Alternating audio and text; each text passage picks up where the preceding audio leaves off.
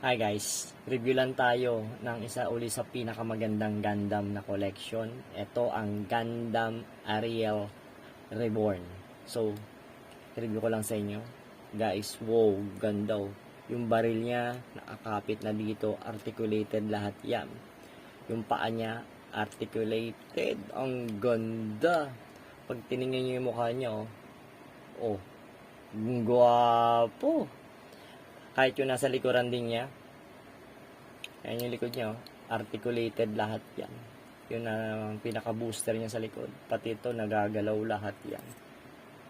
So, maganda rito, marami kang pwedeng gawing figure niya rito o action figure niya rito.